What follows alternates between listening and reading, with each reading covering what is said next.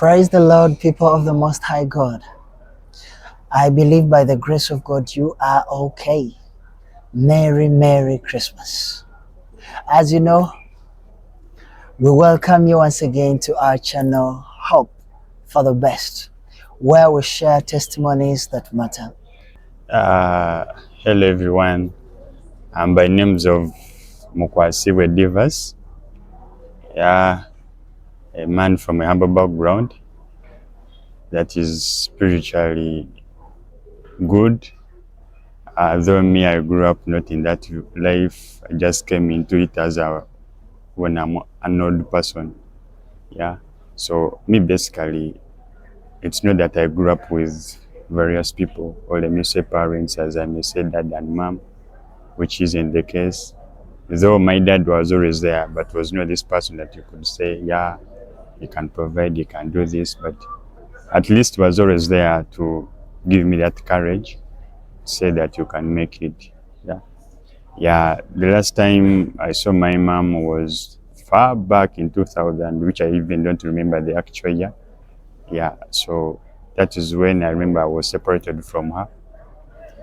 In the separation, I think it was a bit of a quarrel, which I think me personally by that age I couldn't understand. Only I do remember is that I was placed in a car and drove far away from my village to the town. Yeah, which I was able to experience new ideas, new people. I even ended up calling my aunt my mom because I was very young. So basically, it was not all that cool compared to some people, as they may say, to their background. But with time, yeah, after like 20 to 30, 25 years, yeah, 25, approximately, okay, 23, that is when I was able to see my mom again. Though, not, yeah, I was able to see her again, but I was unable to be with that love as a person that has grown up with the mother would be with. Yeah, she is my mom, as in words, but me personally, I thought she's not my mom. Yeah. So I saw her. Actually, it's like the Lord had sent me to go visit her for the last time before she could leave this earth. Yeah. So I finished up my senior five. I go in for the holidays. Then in the holiday, that is where I see my grandma coming in asking me whether I know this woman. Yeah. And I'm like, no. At that moment, I had the guts of ignoring her because since I've not yet grown up with her, yeah, so I had those guts of saying, due to the peer influence, I've grown up with these youths, they have different words, the terms, so I have those guts of saying, no, she's not my mother, I don't know her. And I've watched several movies where guys say no to their moms, they ignore them even if you try to do what. So I was in that category. I said, no, I don't know the woman. They came in for the second time. I was like, no. The husband, my grandma also came. I also said, I don't know her. So they were like, okay. Then in the evening after we always hold the prayer. Yeah. They came in. They told me, this is your mom. In my heart, I was shocked. And it was hard to believe. And I had no reason to believe because I didn't grow up with her to say that she's the one. So I just went on since they had said it, had nothing to do. I just went on. They told me, they said, okay, when you would you like to see? I was like, next week on Sunday. Yeah, after the service, we had to travel. We reached, yeah, it was at around 3, yeah, from the village. So reaching, I saw the house. Of course, as you know, as a high school student, from a town, yeah, from the town you got a room where there's electricity, but from there you go where you're born from. Yeah, reaching where you're born from, there's nothing like yaka, not even a solar panel. Yeah, it is only these lights, those things that are put in a tin with light on top. Yeah, that is the situation. Uh, there was nothing like cement. So in short, it was really, yeah. So there comes a tall lady, somehow dark skinned. She sits there. We are served. We eat. We are happy. So she starts narrating the story, talking how far, how when I was born, what. So I didn't know that she was even there. Because the moment I saw her like a normal woman, Mm. like the way you can come and you meet a person there, you greet, you laugh. But when she said she was my mom, I lost guts of even talking to her. So is she still alive? Basically, after seeing her, it was during my senior six UNEB. Here comes the phone call saying that your mom needs you. I was like, why does she need me? She was like, she's in the hospital. It's like, okay.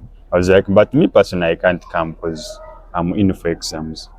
I'm going to start my exams on Monday, so there's no way I can travel to Kabedebe to just see. She was like, yeah, but she needs you, what? I was like, I have nothing to do. So like the next day, I got another phone call that the mother, when I got a chance to see my mom, I saw her like for one day. After like 3 weeks, she went away. So, but She passed on just yeah, 3 weeks when you had met her. yeah. So I didn't get a chance of seeing her again. That was the last time. Basically, as a child, you have to face very many challenges because basically, when you grow up without parents, I happened to, my dad, I always went to where my dad was born. That is where I was always staying, doing this stuff, seeing him, his conditions, health, because reached a moment in we're in a hospital together. That was, I was in baby. We are always in Imbara hospital together. His conditions, suffering, doing this and that. So I suffered with my dad, yeah, from childhood up to the age where he happened to pass on. So when he passed on, me, I didn't know. That came as a vision. Yes, yeah, I was in the village. Early in the morning, I woke up. I was very happy. I went to greet my friends. So as a normal life, as I took some cassava with me in the garden to eat. So reaching there, I was still digging. I was alone in the garden. I was the first. So as I was there digging, I happened to lift the hoe. I placed it in the ground. When it reached in the ground, I froze for something like 20 seconds. I didn't know the country I was in. I was just there. I was not doing anything. What came to me was seeing myself burying my dad. The moment I placed the hole like this in the ground, that is when I froze. I saw myself burying my dad. So when I came up.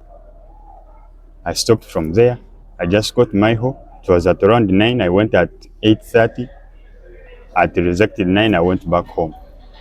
So the one of the guys who used to work at home was like, Divas, you're done with cultivating. I was like, man, what has happened there? I can't go back. I was like, what? Man, the moment I threw the hole in the ground, I saw myself burying my dad. The guy was like, why, you're just hungry, what? I didn't know the jazz of those youths. I was like, are you sure? Yes. I went back, cultivated, I came back at around 1. So during that day, I remember I was very stubborn, disrespectful. There comes my grandpa. She was like somehow was not stable. So I was like, grandpa, he gets out of the house, starts the car. I was like, grandpa, let me drive it. I was like, are you okay? I was like, yes. Are you sure? And yes. Are you very okay? I was like, yes. He asked me a question. I was like, do you know where your dad is? So by the time he asked me, I'd forgotten what had happened in the garden. So he was like, do you know what has happened to you? I was like, no. Where is your dad? I was like, he's in Embara. Doing what? I don't know. Ah, it was like if I was right now, I wouldn't be even happy. So me, I thought since he was not feeling well, I just ignored it. So in the evening after praying, yeah, the communication comes in. They were like, I didn't want to tell you this, but the fact is your dad is dead. In 2016, he was my dad. I was took him as my mother. He's the person whom I grew up that I shared the same blood. And it's not that had any other person that I would say, this is my sister. No, I was the only man. I was the only child. I was both the girl, the son, and the daughter. And he was both my mother and my dad. How old were you by then? At that moment, I think I was around 16, 16, 17. I was So, 17.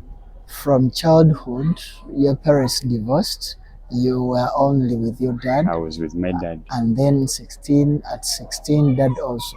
Dad My died. dad passes out.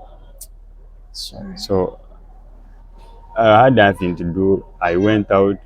I just looked into the sky. Is the sky? No wonder even the sky had only 2 stars there. I looked in the sky. There were only 2 stars. I cried. I just went into my bed. I chilled. And in the morning, of course, in the morning, I woke up. I heard the news. It was on the radio. Man, I even don't know. That day I didn't have any moods of doing anything. And then it's like I became one man army. No dad, no mom. I missed the mother love. I missed that life where you can come from school and the mom hugs you. Yeah.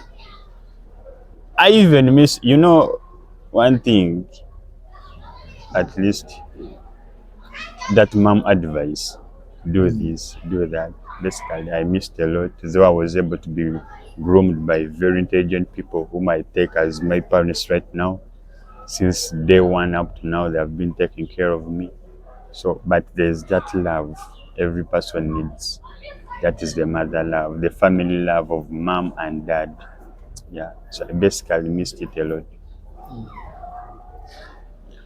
Didn't that influence you in a negative way? Yeah, basically, me personally, I've hustled in my life. So, leaving all that story, cutting all that story short, I was in high school. So, I was in that life of, who cares? Yeah. I went into peer influence. I had very many people on my side, very many categories of people. I was in boarding. Guys jumped walls to go for alcohol, clubbing, what. So that is when I got into computer. I became addicted. Okay, let me say addicted to computer. Yeah, in that everybody could talk about it. Everybody could say this, games, movies, what. So whenever they could say it's time for computer lessons, everybody would run to the computer room. Yeah. So I went in, started learning.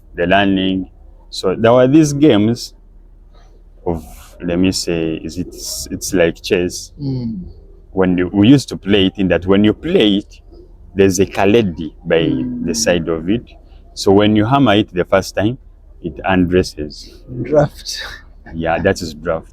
You hammer it the second time, it removes the dress. You hammer it removes the bra. You hammer it removes the skirt. At the end of it all, it sits down and raises the legs, surrenders. Yeah. So I got addicted to that. So I thought that wasn't enough for me.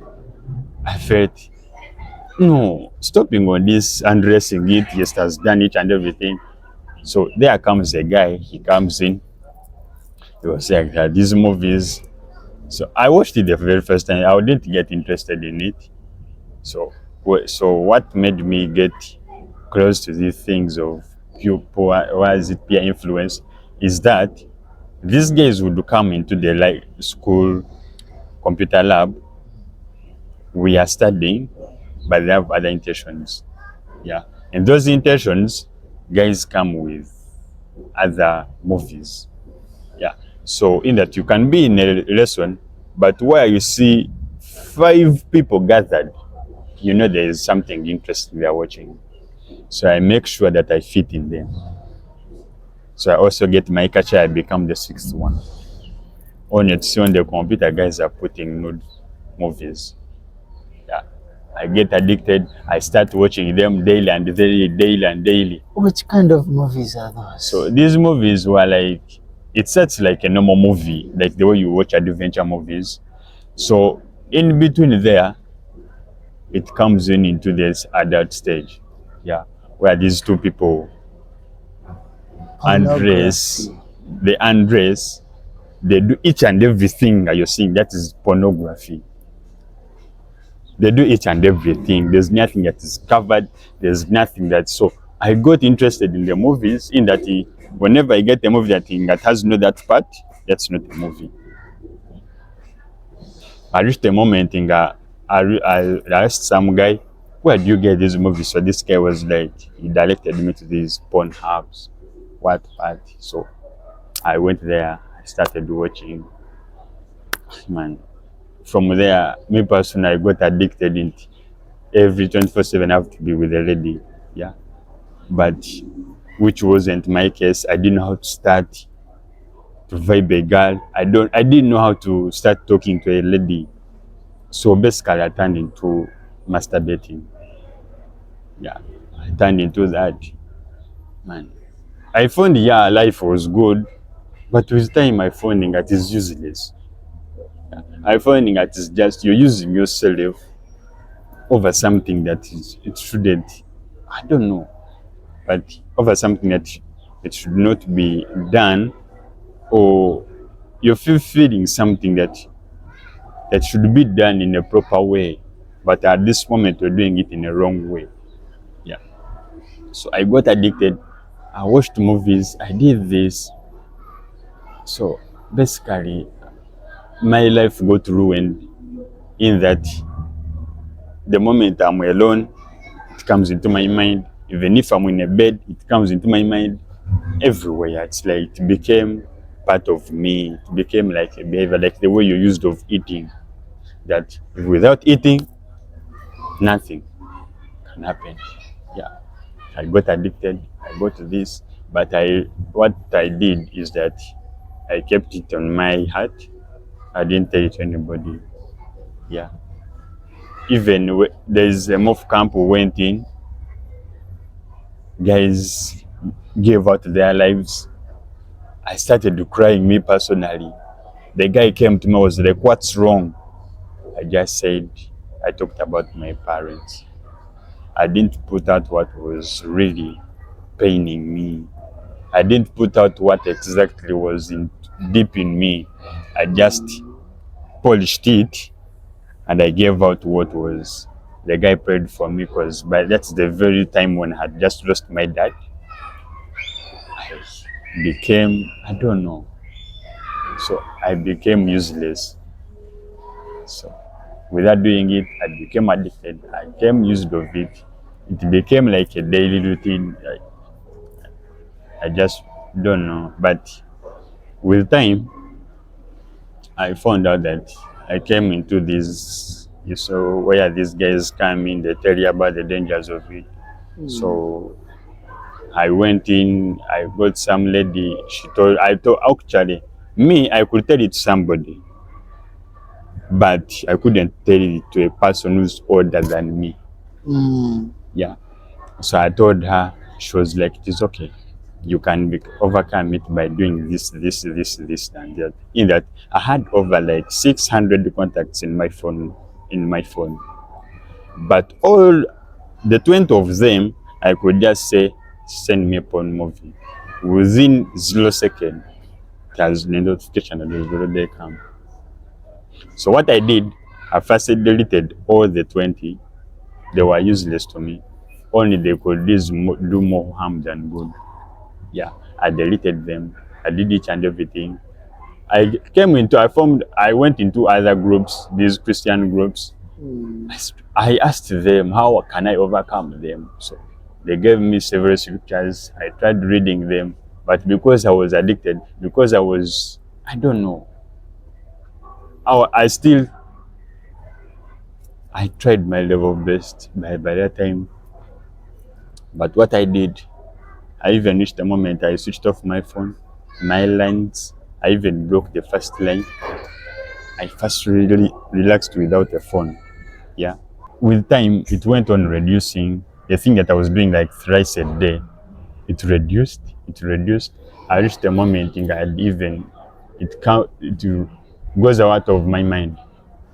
I remember it like after like 7 days. Yeah, with time I came, I polished it off, I removed it off. So so that is when, after reaching my college, I finished it. That is when I got more into Christ. That is when I met some good guys. I went into church, started praying. So with time, I can't say that I went to a person and he prayed for me, you know.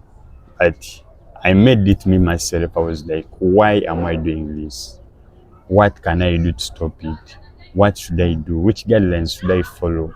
Which movies, which category of music should I follow? Because even the music itself can lead you into that.